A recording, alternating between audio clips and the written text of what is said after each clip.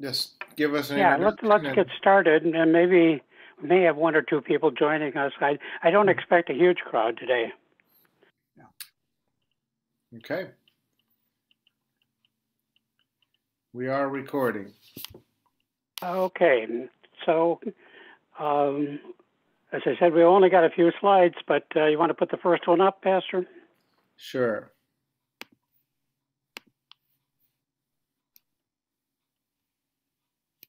Okay. The topic is Contending for the Heart, Religious Revivals in Scandinavia, with an emphasis on the 19th century. This is a work in progress. In fact, I even found a couple good sources today that I haven't used. But the plan is that this is a two-part lecture, two-part presentation, with the second part next Sunday. Can you hear me okay, by the way? Yes, we can. Yeah. Okay. And then eventually this is, I hope, to turn into a book of about maybe 100, 120 pages or so.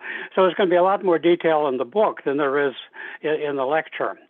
But the second lecture, or second presentation next week, will deal primarily with the American side of the subject, what happens when the immigrants come over from Scandinavia.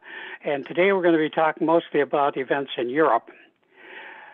So let's see the first slide.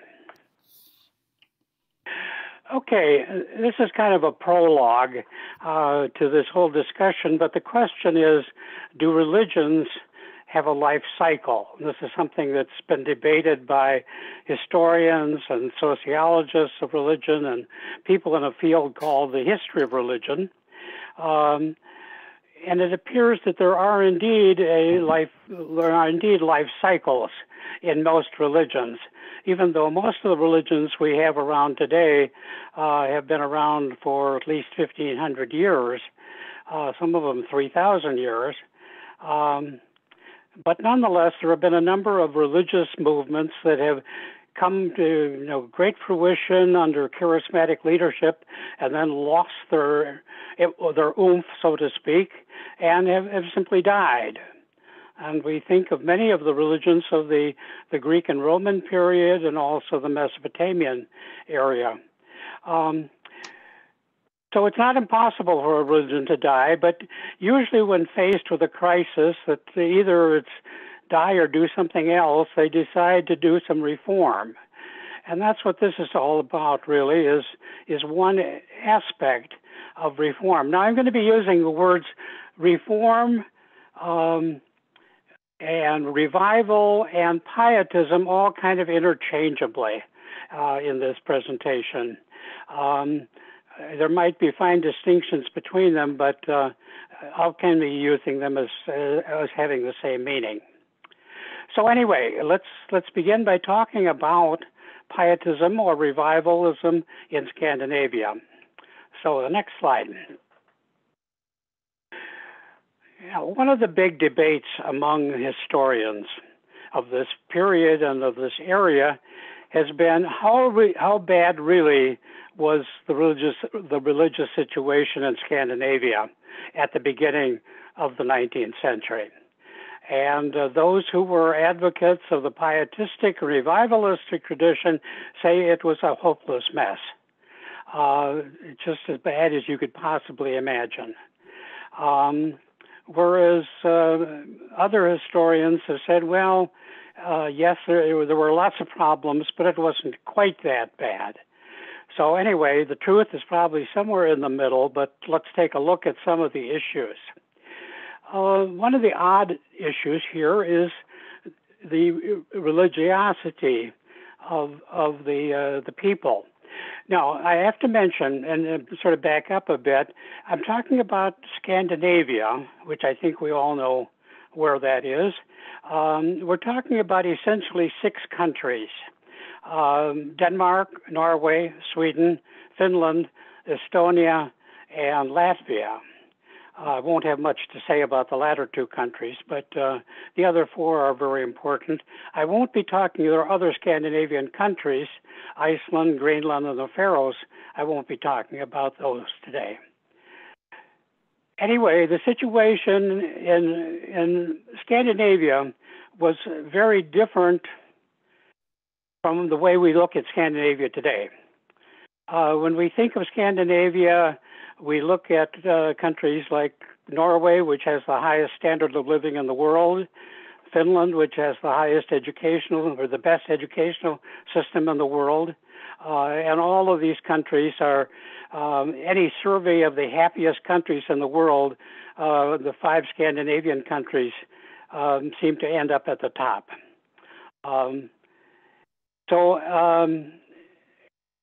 Scandinavia, though, if we go back to the beginning of the 19th century, was very, very different. It was the kind of the backwater of Europe. It was not very well developed economically. The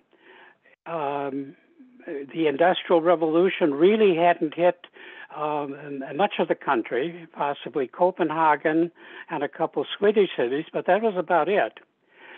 So, like I say, it was a backwater and a rather primitive area. The peasants constituted about 90% of the population, if you can imagine that. So basically what you have is a peasant society. The religiosity is an interesting mix when you look at it. You may remember the Reformation in Scandinavia happened very quickly. Scandinavia went from Catholic to Lutheran in 15 years. And how that happened was it was from a top-down type of imposition of religion. They simply painted the word Evangelical or Lutheranische on the churches. And so a Lutheran church became, a Catholic church became a Lutheran church, a Catholic priest became a Lutheran minister, the Catholic bishops left and a new batch of Lutheran bishops took over. That didn't reach down to the peasantry very well. And so Catholic practices in terms of personal devotion and piety really remained very much similar to the Catholic tradition, even up until the middle of the 19th century. The religiosity also had some mixtures of witchcraft and magic mixed into it, just to make things a little more interesting. So when pastors would come from the towns or the cities and interact with the peasants, they were often very shocked and disturbed. Now, illiteracy was a major problem. Again, if we're talking about percentages, it is estimated that probably of the peasant, which is to say the rural population of Scandinavia, about 10% could read and write. This was a little bit higher in the towns, may have been as high as 30% in the towns. But basically it was illiterate, the whole area was basically illiterate. So the fact that you didn't have very many Bibles or devotional tracts around didn't make a lot of difference because nobody could read them anyway. Now, another problem was the lack of educated pastors. The pastors of the Scandinavian churches basically came from 3 sources. One was the sons and nephews of nobility, a small number of these, but these were like the second sons who couldn't manage the manor estates, and so they became pastors. A second group were the sons and grandsons of pastors already in the church, and this may have accounted in some cases for almost 30% of the pastors. Again, we are talking, this is a strictly male. There are no women pastors in Scandinavia in the 19th century. The third source of pastors was the peasantry. And these were young men who had decided they had a call to the ministry. There was, however, a problem. To be ordained as a pastor in Scandinavia, you had to be educated or you had to receive a degree from a university. And that meant taking a year off from farming or whatever you were doing to go to Copenhagen or to Lund or to Uppsala or some other, or maybe one of the German universities perhaps, for a year of study. Nonetheless, some did it. The pastors who were much better off, the wealthy ones, were able to do advanced study at places like Oxford and Cambridge and Leiden. So, with all of that, you still had a shortage of well-educated pastors. There was also a problem, which we've seen ever since, between urban and rural churches. The urban churches tended to be better financed. They had the more well-educated pastors. They had some active social programs, where the rural churches basically all they had was probably a worship service twice a week, if that. Because if there was no pastor around, sometimes weeks went by without any worship services. Now, on top of this, you have a constant pattern throughout the 18th and the 19th century of war and famine and disease. I did not know anything until I came across a reference to it, to the Great Northern War. I don't know if anybody else has ever heard of the Great Northern War. It lasted from 1700 to 1721. And it really was, if we had been counting world wars at that point, it would have been a world war. But it included everybody from Russia and Denmark and Great Britain on one side to the Ottoman Empire and Sweden and a few other countries on the other side. In the end, it caused devastation throughout parts, especially of Sweden and Finland and the Baltic countries. It certainly wrecked the economy. Oh, by the way, one of the allies of the Swedes were the Ukrainians. Anyway, the war was a terrible disaster. It's estimated that approximately 500,000 people died during the 20 years of the war. And the great majority of those died not from battle wounds, but from starvation and disease. So it was not a happy time. And the church had not responded very well to all of these conditions. And in fact, it had become rather rigid, both in its teaching and in its formal practices. And so there was good reason for people to be unhappy and disturbed about the church. Later on, you have the impact of rationalism and the Enlightenment. How serious this was, I'm really not really sure. Someone like Kierkegaard makes a great deal out of it, but he's speaking a little bit later, and so I'm not really sure. Okay, let's go to the next slide. Now, there had been attempts to reform the church in Germany, and the two major figures of that reform were Philip Spener and August Ranke. Anytime you pick up a history of pietism, these two names stand out very strongly.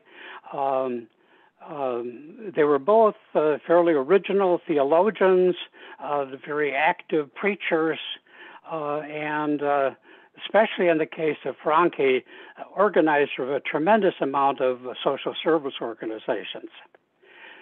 But their reform movement combined two things that we often don't think of together, namely a kind of a mystical approach to Christianity, but also a very service-oriented, social action-minded Christianity. And so these are kind of the two cornerstones of the pietistic reform movement, and we'll see that those get translated first to Scandinavia, and then as the Scandinavian immigrants come over to the United States and Canada. Okay, the next slide. This was the University of Halle, which was founded at the very end of the 17th century. It became, just as Wittenberg had been the headquarters of the Lutheran Reformation, Halle becomes the headquarters of the Pietistic Reformation. It's an amazing place. It still exists, by the way. It's now the Martin Luther University of Halle and Wittenberg. Since Luther's old university has been merged to the University of Halle. It's a university of about 20,000 students at the current time, but it's still dedicated to the basic principles of research and education.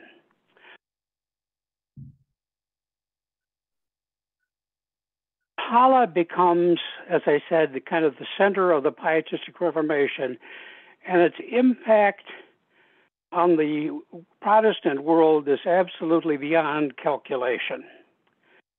Halle begins, the university begins by building an orphanage and places for convalescents, hospitals, clinics, social service agencies, one after another. And I think it is probably not unfair to say that the University of Halle and their successors have created over 1,000 such institutions throughout the world. And some of them in Africa, certainly a lot of them in the United States. If you look at the major medical institutions in the city of Chicago, the Halle type of evangelism, including deaconesses, is responsible for both Northwestern Memorial and Advocate, as well as Swedish Covenant and a dozen other institutions. So Halle has an unbelievable impact on the world. But as far as Scandinavia is concerned, this is all happening in Germany, not in Scandinavia. So we need to see some links between Halle and the Scandinavian scene. So our next slide. These are 5 of the leaders of what I would call the pietistic revival in Scandinavia. And a couple of these are directly influenced by the Halle experiment and the Halle network. Hans Nielsen Hauge, probably less than the others. He comes a little bit earlier than the others. But Hauge is a lay preacher. He's a colporteur, and we'll talk about colporteurs in just a couple minutes. But Hauge is not ordained ever as a pastor. He's a layman who goes from town to town preaching, apparently a very persuasive preacher, but also a very good person in terms of talking to and listening to people. And he develops a rather huge following. And he starts to organize small groups of people in the various towns where he's visiting. Now, this is using what's called the conventicle system, which was developed by Spener and Franke in Germany. So we may have known certainly about their work. Well, the reward that Hauge gets for his work is jail. Now, in recent years at Immanuel, we've done a lot in small groups, organized small groups. Did you realize that if we had done that in Sweden in the early 19th century, we'd all be in jail? Because it was illegal in Sweden and in Norway and in Denmark to organize any kind of religious group or any group for religious study or Bible study unless you had a pastor present at all times. Now, Hauge did that. He ended up in jail. He spent a considerable amount of time in prison for his work. In fact, his prison time may have helped to destroy his health, because he died, as you can see, fairly young, 53 years old. Hauge, as I said, developed a rather huge following in Norway. And again, estimates on this are extremely dangerous, uncertain, but it's estimated that probably about 30% of the church people of Norway endorsed his position. And eventually it sort of took over the Church of Norway. Okay. By the way, if you have any questions, just ask me, just flag me. Lars Lestadius is a Swedish pastor. He is ordained, but he does most of his missionary work in Finland, particularly among the Sami people, who are the ones we used to call Laplanders. And so he established a Sami mission, and it also kind of spreads to the Swedish people, Swedish-speaking people of Finland. And I'll talk a little bit more later on about his methods, but he is a very successful preacher, and again, a considerable part of the country, or of the Lutheran population, is won over to his viewpoint. Okay, let me get a drink of water, and I will proceed here.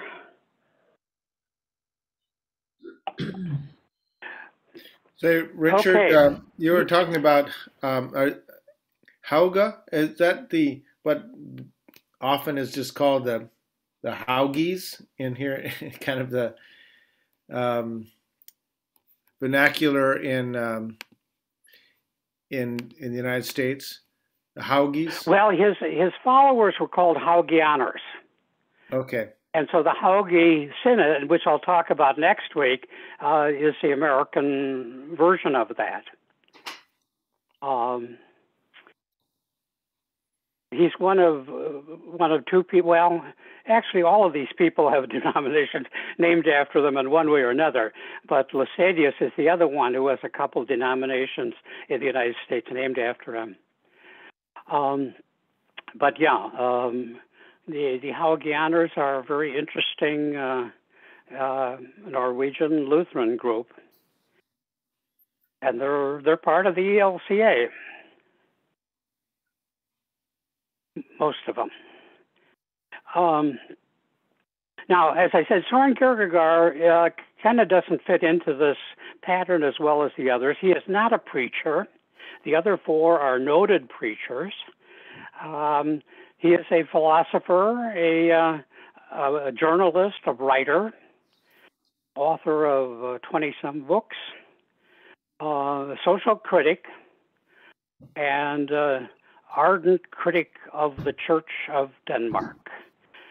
He claimed there is no such thing as a Christian nation, and to claim it so is blasphemy and hypocrisy. For this, the church officials did not find it very amusing, and Kierkegaard did battle with them for most of his short life. There are really two Kierkegaards, if you will. On the one hand, I suspect that if you looked at all of the Nobel literature laureates in history, almost every one of them was influenced by Søren Kierkegaard. This is true of playwrights, poets, people in the literary field. That's one Kierkegaard. The other one is the theologian. And again, I think if you were to gather, say, 1,000 of the world's leading theologians, there hardly any of them would not have been affected by Kierkegaard. Certainly his most ardent disciple in the United States was Paul Tillich, but there were many others. And Kierkegaard, for the The pietist was important because of his writings on contemplation, on silence, on prayer, on religious discipline, and personal Christianity. And so he becomes a kind of a subtle force in Danish religious thought. And we'll go into that in a little bit. It's a very complicated thing, but he is nevertheless a major influence on Danish and Norwegian thought, and eventually throughout the world. Now, Karl Olof Rosenius was a Swedish lay pastor again, not ordained, and I tried to find if he ever ended up in jail, but I found one reference, but nothing that's very concrete. But some of his followers, who organized conventicles, did end up in jail. Rosenius was primarily a teacher, a lecturer, though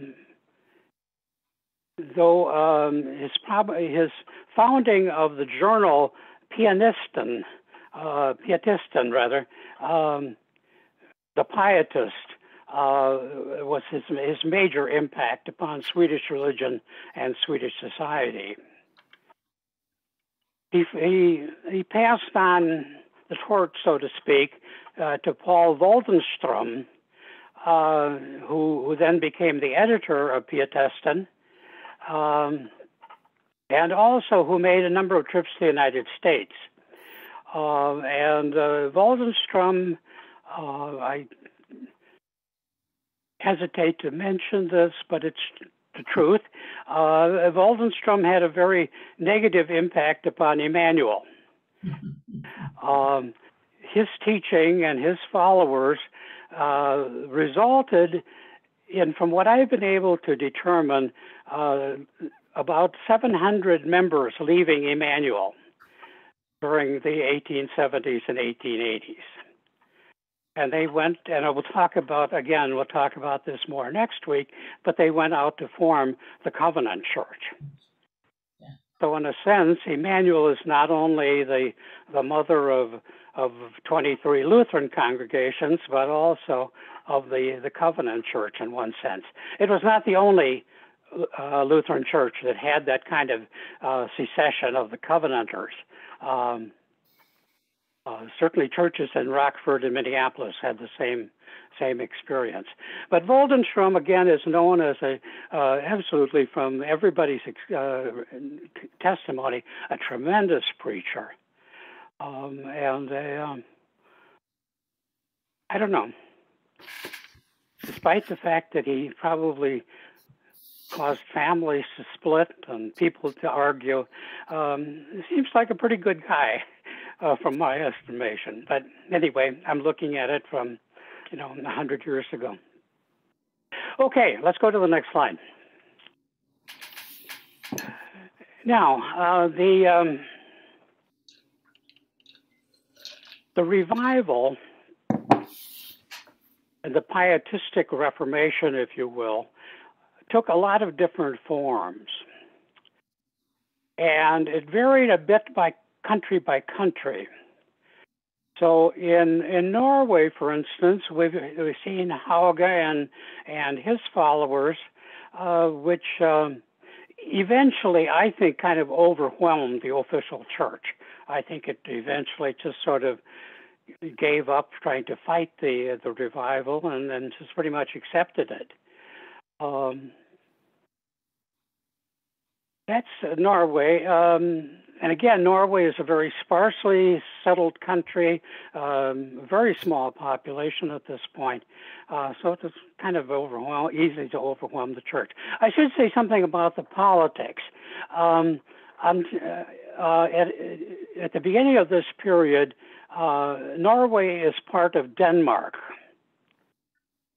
And Denmark makes a serious blunder. They decide to back Napoleon. And when the Napoleonic Wars are all over, the countries of Europe get together and they punish Denmark by taking Norway away from it. and the Norwegians set up their own constitution. However, then the European powers decided to give Norway to Sweden. And so for the rest of the century, up until 1907, Norway is part of Sweden. Culturally, it's still very close to Denmark. Okay, let's go back to the revival. In Denmark, you have the country really splits into three different camps religiously, and there's a lot of ink spilled over this. Luckily, I think very little blood is spilled. It's mostly just a lot of ink. But the three camps are the followers of Kierkegaard and the followers of another reformer who is not really a pietist in the same sense that Spener and Franke were, but he really is kind of a reformer of his own kind, and that's Grundtvig. And then you have the official church, which refuses to budge at all on anything and tries to stay as solidly in the Middle Ages as it can, and eventually gets overwhelmed by the Grundtvigians and the Kierkegaardians. The official church is very heavily anchored in the nobility and the upper class and the moneyed class. So very few of those people come to America as immigrants. But the Grundtvigians and the Kierkegaardians do. And so when they get here, they form separate denominations. Sweden, as I said, had a law which was finally repealed in the 1850s against any kind of small groups or any kind of Bible study groups that weren't accompanied by a pastor. Nonetheless, there were a number of these groups, probably hundreds of them, and the revival really spread throughout the country, again, mostly in the rural areas, mostly in the poor parishes. And I'll talk in just a moment about the colporteurs because they're really instrumental in this revival. Finland and the Baltic countries are religiously part of Sweden, though Finland and the Baltics get taken over by Russia after the Great Northern War. But nonetheless, the religious ethos is that of Sweden, except that they're much more tolerant of revival movements. So there really is no attempt to imprison lay preachers in Finland that I know of, even though the leader of the Finnish revival movement, Lasadius, is himself an ordained pastor, as are several of the other leaders. Okay, how did the revival happen? Well, we have our own images of what a religious revival is, whether on watching television preachers or even some of us might remember Billy Graham. Revivalism usually is hellfire and brimstone preaching. It involves huge groups of people, 20, 30,000 people, if you can get them together. It involves a call to commitment and a commitment to conversion and being saved by Jesus there at the spot and all of that kind of thing. So that's kind of the American version of revivalism, and it has a long history, going all the way back to Jonathan Edwards and the Great Awakening. That is not the Scandinavian pattern. It is very, very different. There are no mass meetings of any kind that I can come across. There are important preachers, but they're not the kind of rock star celebrities that you have on TV evangelism. Generally, we'll talk about conversion at the end of this lecture, but it's generally not the kind of being struck by lightning type of thing that American revivalism specializes in. So, what were the major issues or the major focuses of the revival movement? Well, a big one, both in Germany and in Scandinavia, and for that matter in England and eventually the United States, was biblical literacy. People had to be able to read the Bible if they wanted to know what was in it. Well, the first problem, of course, is if you can't read. So the revival conventicles and the revival parishes, where in some cases the conventicles took over whole parishes, one of the first things they did was reading lessons in literacy, whether it was in Finnish or in Sami or in Swedish or in Norwegian or Danish. And eventually, also, this might add ended up in using the vernacular in worship services. At the very beginning of this service, at the beginning of this period, still a lot of the Lutheran masses were said in Latin. And it's not until the beginning of the 18th century that you start to see Swedish and Danish being used more extensively. So anyway, biblical literacy. First of all, you had to give people the ability to read, and perhaps also write at the same time. But then you had to get the literature to them, and this involved printing thousands and thousands of Bibles and liturgical works and religious tracts and devotional literature. Literally millions of pieces of devotional literature. And a key role in this was played by the colporteurs. Now, what is a colporteur? It's a word that you don't really see very often. But last I heard, there was still a colporteur society in Minneapolis. But the colporteurs were, generally speaking, were laymen who were kind of a combination of visiting preacher and bookseller or book givers away. They would go from town to town and from rural area to rural area, holding meetings, preaching, passing out literature, sometimes helping people to read, and also in the process linking together people from different towns and different rural areas. So they became kind of like ambassadors for this revival. They have a tremendous impact. I think not so much in Denmark, which is a kind of a more densely populated country, which already had some means of communication, but certainly in Norway, Sweden, and Finland, the colporteurs are absolutely key to the spread of revival movements. Now, a second aspect of this was the emphasis upon personal prayer and confession. Now, I have to mention, confession really in the Christian church, as I understand it, really kind of takes three different forms, historically and by different groups.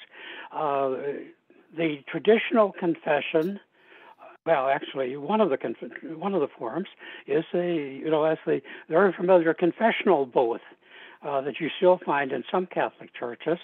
You also, by the way, if you go in Lutheran churches in Sweden and Norway, you may find confessional booths. Don't be shocked; they're still there. But the personal confession of a parishioner to a priest or pastor was one of the traditional forms. Another traditional form was the group confession, which I think probably is even older, probably goes back to the early church. But that was how the community would confess to one another their shortcomings and their hopes to do better and so forth. A third form was introduced really by the revivalists and probably by Franca's conventicles, and that was that the small group would conduct confession. And they felt that this was more personal and perhaps less threatening than the large group confession. I mean, if you have 600 people together in church, you don't necessarily want to talk about everything. Much easier in a group of 8 or 10 people. Now, there was a lot of controversy, especially within the Church of Sweden. At one point, the confessional booths were closed down and the group confession was introduced. And this created bad feelings on all sides, but especially among the revivalists who felt that this was kind of an improper halfway house, if you will, that the real locus of confession ought to be the small group. Now, I've also already talked quite a bit about the conventicles. The idea, we're not sure how far back it goes. It probably has a medieval origin. It certainly came to the fore during the religious wars of England in the 16th, 17th centuries. But it was kind of reinvented, if you will, by Spener and Franca in the Halle School. And you could form a small group in almost every way, and sometimes it started with a single family that then added their neighbors and so forth. It's really the way, actually, when you think of it, that congregations got founded in the United States. As I said, Immanuel was the mother church of 24 different congregations. Almost every one of those started out as small groups and then grew into larger structures. Now, the legality, as I mentioned, was an issue. They were illegal in Sweden and Denmark, Norway, until the middle of the 19th century. But even when they were made legal, they were still not happily endorsed by the official church. The bishops and the church authorities really considered this a form of insurrection and a dangerous rabble-rousing movement. Now, certainly a large part of the revival movement was an emphasis on ethical living. And this took different extremes. At some point, the Halle reformers really came out strong against dancing and theater going, which were considered immoral. And of course, there are still pietists today who hold that those things are true. I recall in the late 50s, early 60s, that Luther College, which was a pietistic Norwegian college, had a huge controversy because they were allowing dancing on campus. But this was not really the core of the ethical teaching. There were a couple of things that were important, and one of them had to do with stealing or with theft. This seems to have been a major, major problem among rural communities. People would steal horses, cows, pigs, sheep, anything that wasn't locked down. And so you had a lot of controversies among small communities over who the thieves were and so forth. And so one of the things the pietistic movement addressed was the sanctity of property. A bigger issue even than that was drunkenness.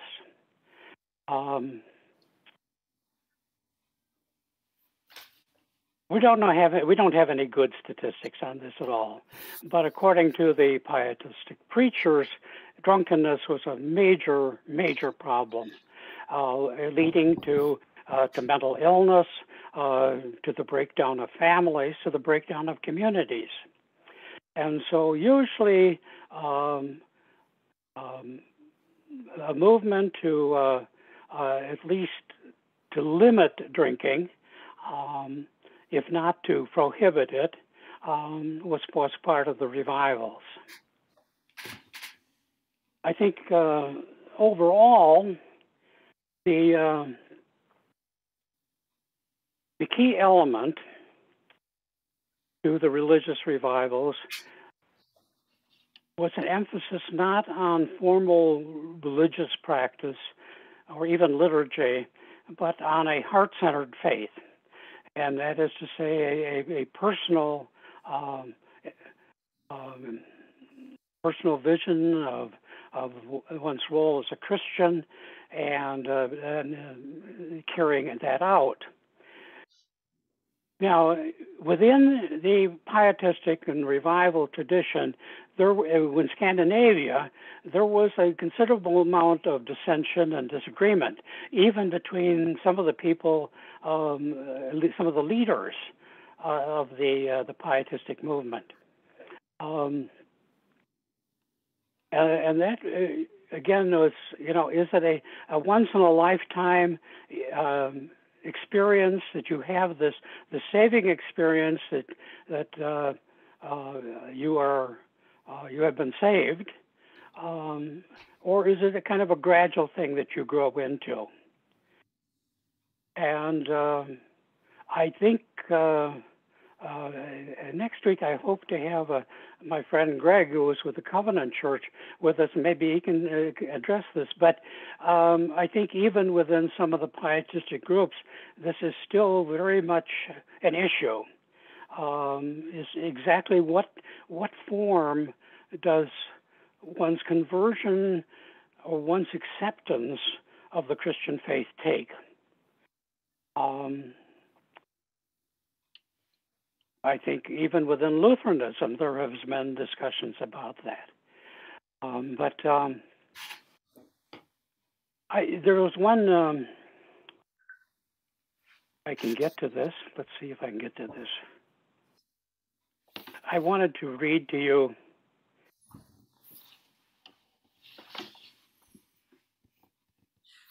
I can't find it.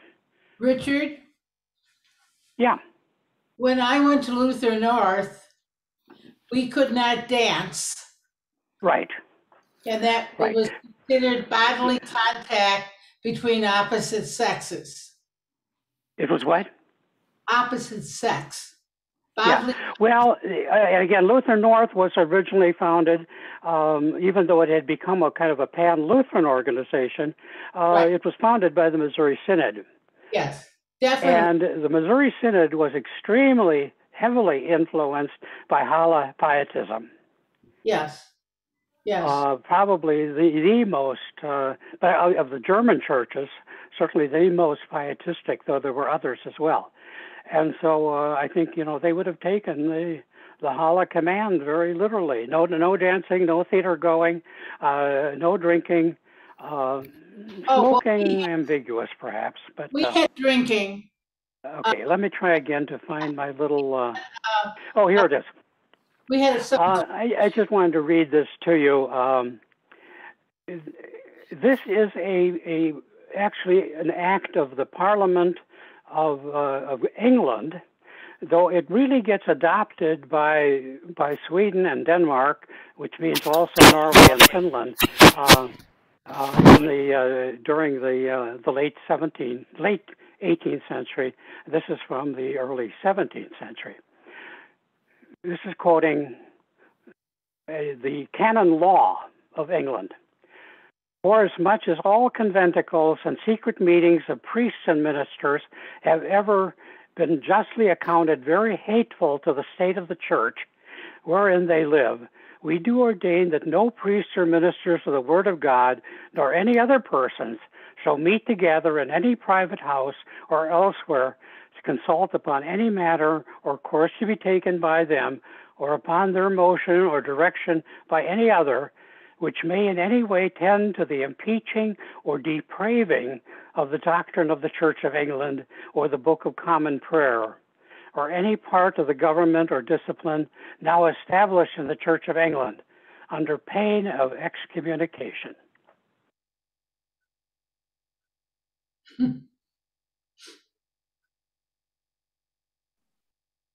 I think that pretty well summed up the official church position.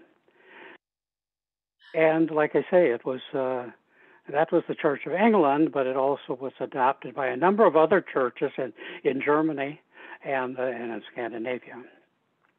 Well, I'm going to stop there. If anyone has any questions, I'm sure there are at least 100 things I have forgotten to mention.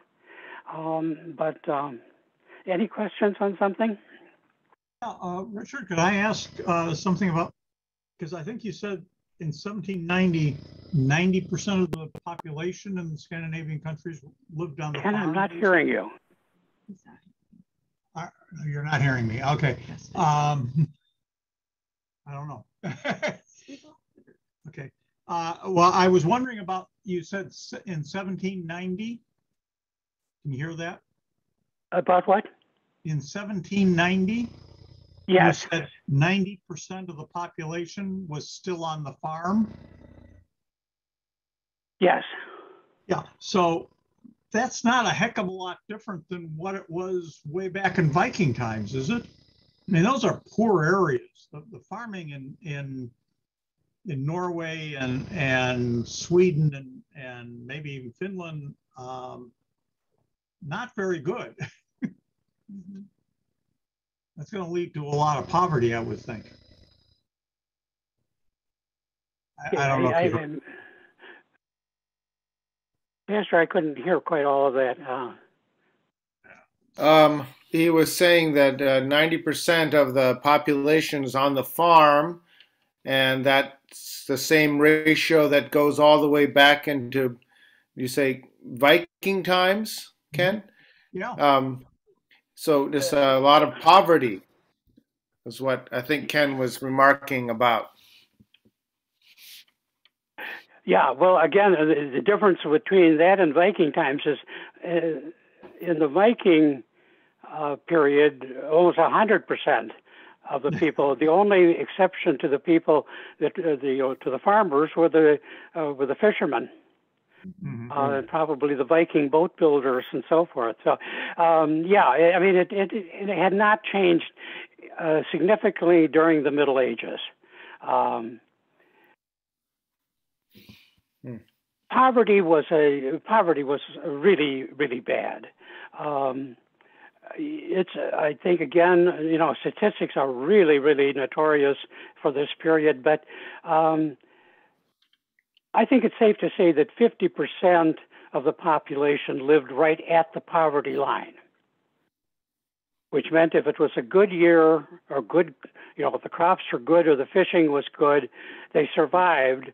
If it wasn't, they didn't. I mean, death by starvation was not unheard of in Scandinavia at this time.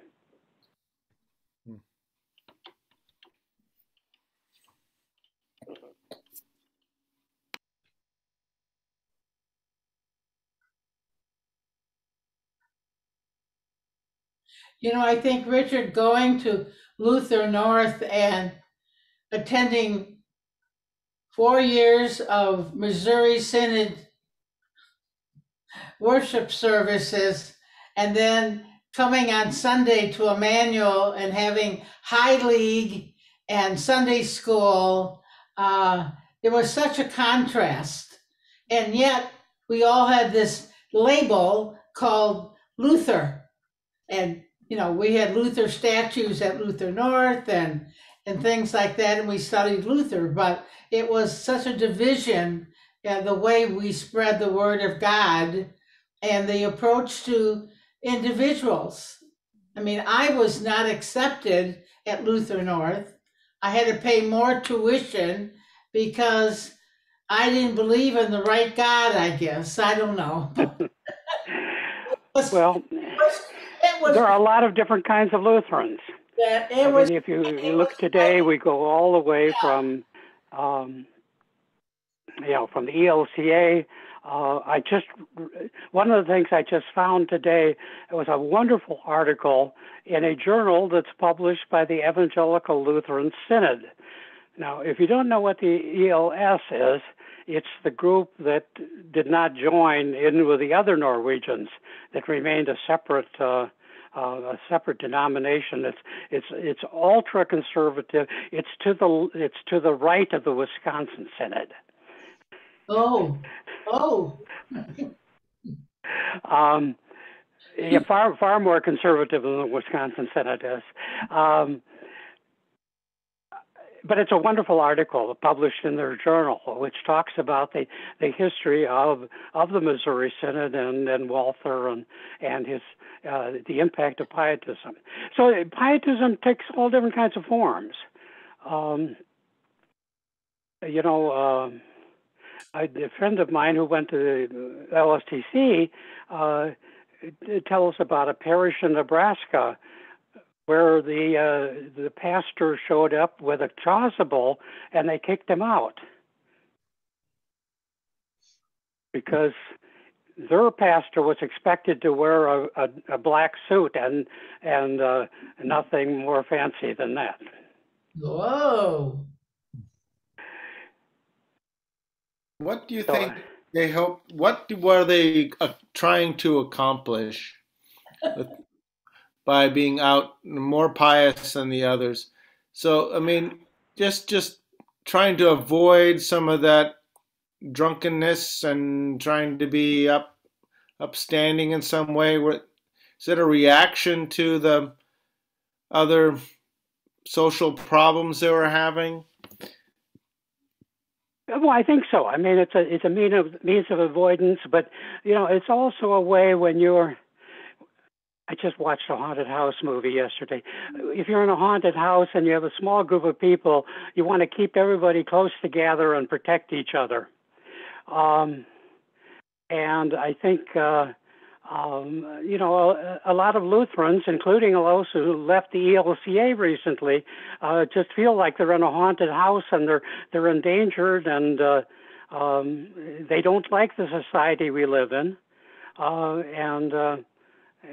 and they want to find a way to escape it. Yeah.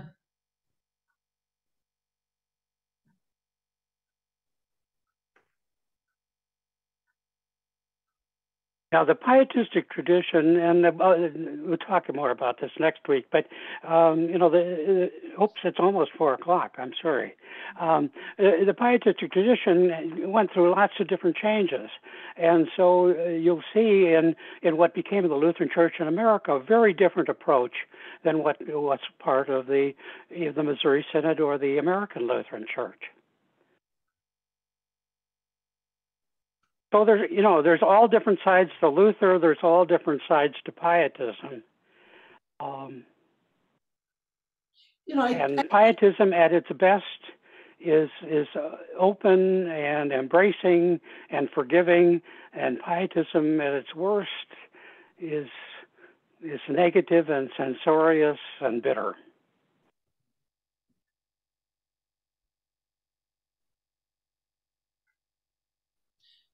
Well, with no communication, I would be knowing what we have today with our smartphones and how fast we can learn about something, or just Google it and you've got a lot of information.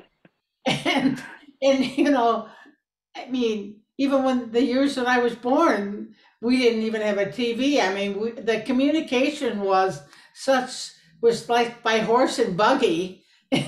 And you can imagine what it was back in the 17th century, Well, this is the thing. I talk about the colporteurs, and they were the means of communication between different communities. Yeah. And the fact that they preached a revivalistic form of religion, gave them even a stronger position in the community. Yeah. Yes. Well, next week, I want to talk about, we've got all of these Scandinavians now fired up in revival. And what happens next is that 2 million of them decide to leave Scandinavia. Okay. And go to United States, and some to Canada, and others to Argentina and Brazil and other places. But when they come to America, they find a different world, and so they try to recreate their revivalistic vision in this country, and that's what we're going to talk about next time. Well, thank you. Thank you. Yeah. Thank you very Thank much. you. Thank you for joining me. Right. Bye. Bye-bye. Thanks, Richard. Bye. Be safe.